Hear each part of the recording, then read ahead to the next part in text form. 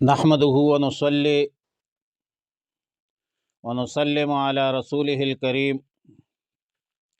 أما بعد فأعوذ بالله من الشيطان الرجيم بسم الله الرحمن الرحيم وقضى ربك ألا تعبدوا إلا إياه وبالوالدين إحسانا۔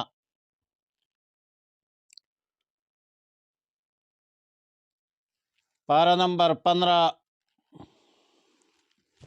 سورۃ بنی اسرائیل، رکوع نمبر 3،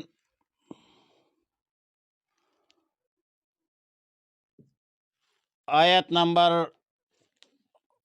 23، 24 اور 25۔ وقضى ربک، اور حکم فرما دیا رب کا، تیرے رب نے، اللہ تعبدو، کہ عبادت نہ کرو، الا ایاہ، مگر صرف اسی کی، وبالوالدین احسانا، اور والدین سے حسن سلوک کرو۔ اما یبلغن، اگر وہ پہنچ جائے، عندکا، تیرے سامنے، الکبر، بڑھاپے کو، احدہما، ان میں سے ایک، او کلاہما، یا دونوں، فلا تقل لہما، تو نہ کہو انہیں، اف، کلمہ اف، ولا تنہرہما، اور مت جھڑک انہیں، وقل لہما، اور کہہ دیجئے انہیں، قولا کریما، بات شفقت کے ساتھ، واخفض لہما، اور جھکا دے ان کے لیے، جناح الذل من الرحمت، عاجزی کے بازو مہربانی سے، وقل رب ارحمہما، اور کہہ دیجئے کہ اے میرے رب ان دونوں پر رحم فرما، کما ربیانی صغیرا، جیسے انہوں نے میرے پرورش کی بچپن میں۔ ربکم اعلم، تمہارا رب خوب جانتا ہے، بما فی نفوسکم، جو تمہارے دلوں میں ہے، ان تکونوا صالحین، اگر تم نیک ہوں گے، فإنہ کان للأوابین غفورا، تو بے شک وہ اللہ رجوع کرنے والوں کو بخشنے والا ہے۔ مذکورہ تینوں آیتیں 7 احکامات پر مشتمل ہے۔ پہلا حکم یہ ہے کہ اللہ تعبدوا الا ایاہ، صرف اور صرف اللہ ہی کی عبادت کرو، اللہ کے بغیر کسی غیر کی عبادت نہ کرو۔ اور یہ تعلیمات تمام انبیاء علیہم السلام کی تعلیمات تھی، تمام شریعتوں کا یہ حکم تھا، تمام کتابوں، تمام صحیفوں میں یہی حکم تھا کہ اللہ کی ذات اور صفات میں، عبادت میں کسی کو شریک اور صحیح مت بناؤ، عبادت کرو، کیونکہ عبادت کے لیے تم پیدا ہوئے ہو۔ وما خلقت الجن والانس الا لیعبدون، اللہ کی عبادت کرو، ایاک نعبد، اور اللہ ہی کے لیے عبادت کرو۔ دوسرا حکم آیات مذکورہ میں یہ فرمایا کہ وَبِالْوَالِدَيْنِ إِحْسَانًا، والدین کے ساتھ حسن سلوک کرو۔ اور ظاہر ہے کہ اللہ ہمارا خالق ہے، اور اللہ نے ہی انسانوں کو وجود بخشنے کا ذریعہ والدین کو بنایا ہے۔ اولاد کے تعلیم و تربیت کے حوالے سے، پرورش کے حوالے سے والدین تکالیف اٹھاتے ہیں، لہذا اللہ کا حکم یہ ہے کہ والدین کے فرمان برداری کرو، دلداری کرو، والدین کو راحت رسانی کرو، نرم گفتاری کرو، اور ہر طرح کی خدمت کرو۔ والدین کے حوالے سے دوسرا حکم اور آیت مذکورہ کا تیسرا حکم یہ ہے کہ وَلَا تَقُلْ لَهُمَا أُفٍّ، والدین میں سے کوئی ایک عمر رسیدہ ہو جائے تو ان کو اف کا کلمہ مت کہو، کوئی ایسا کلمہ زبان سے مت نکالو جس سے والدین کے دل کو رنج پہنچتا ہو۔ اور بیان القرآن لکھتے ہیں، مولانا اشرف علی تھانوی رحمۃ اللہ علیہ لکھتے ہیں کہ اردو محاورہ کے مطابق یوں ترجمہ کیا جاتا ہے کہ والدین کو ہو بھی مت کہو۔ والدین کی تکریم ہر وقت، ہر حالت میں ضروری ہوتی ہے، بوڑھے ہو یا جوان ہو، لیکن آیات مذکورہ میں بڑھاپے کا ذکر خصوصیت کے ساتھ اسی لیے کیا کہ بڑھاپے میں اکثر والدین بیمار ہو جاتے ہیں، والدین کو بڑھاپے میں بیماریاں لاحق ہوتی ہے، جسم کی، لباس کی، صفائی ستھرائی کے مسائل ہوتے ہیں، اور عادتاً یہ والدین جو بوڑھے ہو جاتے ہیں وہ چھوٹے بچوں کی طرح ہوتے ہیں، ان کی عادات چھوٹے بچوں کی ہی ہو جاتی ہے، اور بعض مرتبہ ایک بندے کا دل تنگ ہو کر زبان سے کچھ ایسے اف کے الفاظ نکلتے ہیں جو قابل افسوس ہوتے ہیں، لیکن اللہ کا حکم یہ ہے کہ یہ الفاظ بھی زبان سے مت نکالو، برداشت کرو،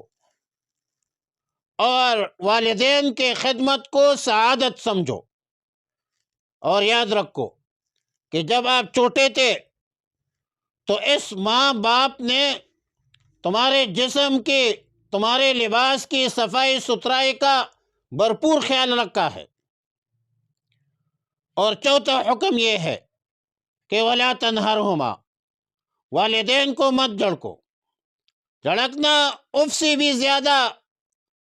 برا عمل ہے، برا قول ہے۔ اور پانچواں حکم یہ فرمایا کہ وَقُلْ لَهُمَا قَوْلًا كَرِيمًا، والدین کے ساتھ شائستگی سے اور ادب سے بات کرو۔ قولاً کریمہ کا معنی یہ ہے کہ لب و لہجے میں نرمی کے الفاظ ہو اور احترام کا عنصر اس میں شامل اور داخل ہو۔ تفسیر در منصور جلد 4 صفحہ نمبر 171 میں زبیر ابن محمد رحمۃ اللہ علیہ کا قول ہے، فرمایا کہ اذا دعواک فقل لبیکما وسعدیکما، یعنی جب والدین آپ کو بلائے تو یہ کہنا کہ آج ہی میں حاضر ہوں، تعمیل ارشاد ہوگی، حکم کی تعمیل ہوگی۔ اور چھٹا حکم یہ فرمایا کہ وَاخْفِضْ لَهُمَا جَنَاحَ الذُّلِّ مِنَ الرَّحْمَةِ، یعنی ماں باپ کے سامنے والدین کے سامنے شفقت سے، انکساری سے، عاجزی کے ساتھ جو ہے جھکے رہنا۔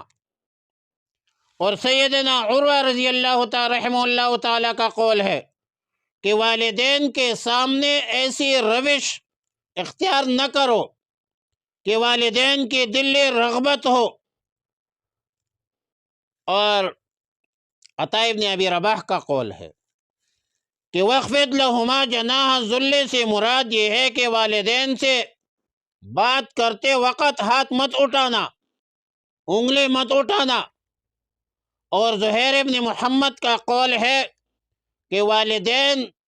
کے گالیوں پر یرحمک اللہ کہنا یہ مراد ہے وَاخْفِضْ لَهُمَا جَنَاحَ الذُّلِّ سے۔ ساتواں حکم یہ ہے کہ والدین کے لیے دعا کرتے رہو۔ وَقُلْ رَبِّ ارْحَمْهُمَا كَمَا رَبَّيَانِي صَغِيرًا، کہ اے میرے رب ان دونوں پر رحم فرما دیجئے جیسا کہ میرے والدین نے مجھے بچپن میں پالا تھا، بچپن میں میری پرورش کی۔ اور کبھی اولاد بھی حاجت مند تھی، نہ سمجھتی اور ناتواں تھی۔ اس وقت والدین نے تو ہر قسم کی تکالیف برداشت کی۔ اب جب والدین خدمت کے محتاج ہے تو اولاد کو چاہیے کہ ماں باپ کی خدمت سے نہ گھبرائے، والدین پر خرچہ کرنے سے دل تنگ مت کرے، دل کھول کر والدین کی خدمت کرے، مال جان نچھاور کرے، اور اپنے بچپن کو یاد رکھے۔ اللہ کے بارگاہ میں یہ بھی دعا کیجئے کہ اے میرے رب میرے والدین پر رحم فرمائے۔ اور وفات کے بعد پھر یہ دعا کیجئے کہ رب اغفر لی ولوالدی، اے اللہ میری مغفرت فرما اور میرے والدین کی مغفرت فرما۔ ربکم اعلم بما فی نفوسکم، تفسیر در منصور میں سعید ابن جبیر رضی اللہ تعالیٰ عنہ سے منقول ہے کہ اگر اولاد کی طرف سے والدین کے حقوق میں غفلت سے کوتاہی ہو جائے اور دل سے فرمان بردار ہو تو اللہ تعالی کی طرف رجوع کرے، توبہ کرے، لیکن بشرطے کہ ان تکونوا صالحین، تو بلا شبہ اللہ رب العالمین رجوع کرنے والے کو بخشتے ہیں، اور اللہ بخشنے والا ہے۔ بیان القرآن مولانا اشرف علی تھانوی صاحب رحمۃ اللہ علیہ لکھتے ہیں کہ اس کا مطلب یہ ہے کہ ظاہر توقیر پر، احترام پر، اکرام پر اکتفا مت کرنا، دل سے بھی ادب اور احترام مراد ہے کہ آپ دل سے اس کا والدین کا احترام کریں، اور ظاہری طور پر اگر بعض وجوہات کے اساس اور بنیاد پر غلطی سرزد ہو جائے اور پھر آپ پشیمان ہے، نادم ہے، معذرت خواہ ہے، تو اللہ تعالیٰ توبہ قبول کرنے والا ہے، اللہ تعالیٰ معاف کرنے والا ہے، اللہ تعالیٰ غفور الرحیم ہے، اللہ تعالیٰ تواب الرحیم ہے۔ بہرحال والدین کے حقوق تو بہت زیادہ ہے، اولاد جتنی بھی والدین کی خدمت کرے والدین کا حق ادا نہیں کر سکتا، بلکہ ابن ماجہ کی روایت ہے،